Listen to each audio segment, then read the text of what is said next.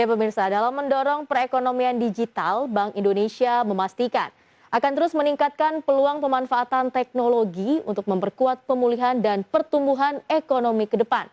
Deputi Gubernur Bank Indonesia menjelaskan pihaknya terus mendorong inovasi kebijakan, seperti memperluas penggunaan kris dan meningkatkan sistem clearing. Bank Indonesia memastikan akan terus memperkuat implementasi kebijakan ekonomi digital yang meningkat pesat. Deputi Gubernur Bank Indonesia Dodi Budiwaluyo menjelaskan bahwa dalam mendukung akselerasi pemulihan ekonomi di era digital, pihaknya ikut mendorong kebijakan sistem pembayaran lebih selaras dengan kebutuhan pengembangan ekonomi digital. Hal ini penting untuk mengantisipasi kompleksitas model bisnis serta risiko ekonomi dan keuangan di era digital. Sehingga Bank Indonesia akan memberikan dukungan terhadap penguatan regulatory reform di era digital.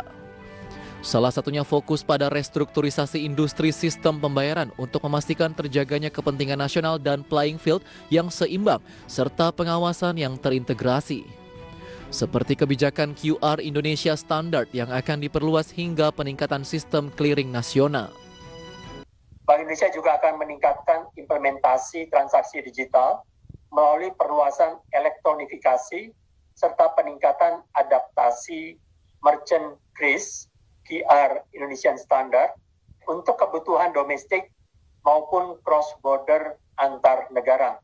Jadi tentunya kita hanya menunggu waktu sebentar lagi bahwa transaksi digital kris ini akan bisa digunakan di kawasan paling tidak dimulai dari ASEAN. Kemudian juga kita akan mengembangkan, saat ini sedang dalam pengembangan, untuk modernisasi sistem clearing nasional Bank Indonesia. Di sisi lain, Bank Indonesia juga berharap semua pihak bersama-sama memanfaatkan potensi digital melalui dukungan layanan finansial. Hal ini untuk meningkatkan intermediasi dari jasa keuangan ke sektor potensial, termasuk pemasaran produk-produk UMKM pada pasar global. Dari Jakarta, Raharjo Patmo, IDX Channel.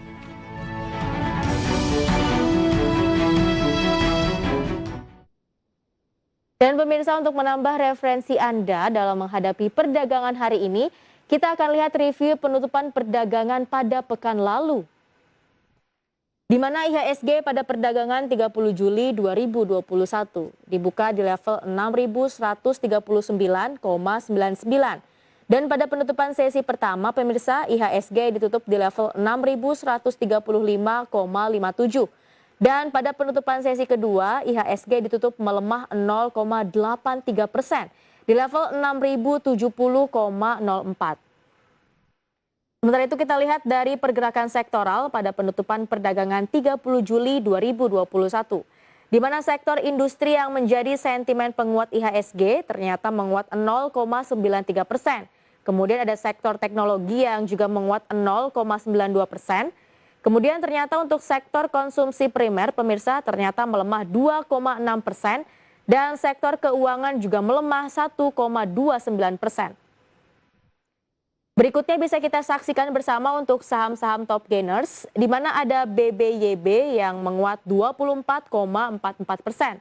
Selanjutnya ada Fren yang juga menguat 4,9%. Ada MLPL yang juga menguat 8,82% dan yang terakhir ada DMMX, pemirsa, yang menguat 1,95%. Dan yang terakhir bisa kita saksikan bersama untuk saham-saham top losers, di mana ada BBCA yang ternyata melemah 1,16%. Kemudian ada Agro yang juga melemah 6,02%.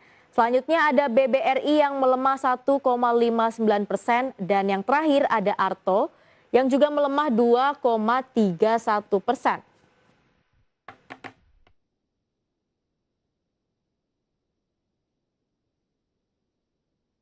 Ya pemirsa, informasi tadi mengakhiri kebersamaan kita di News Screen Morning kali ini.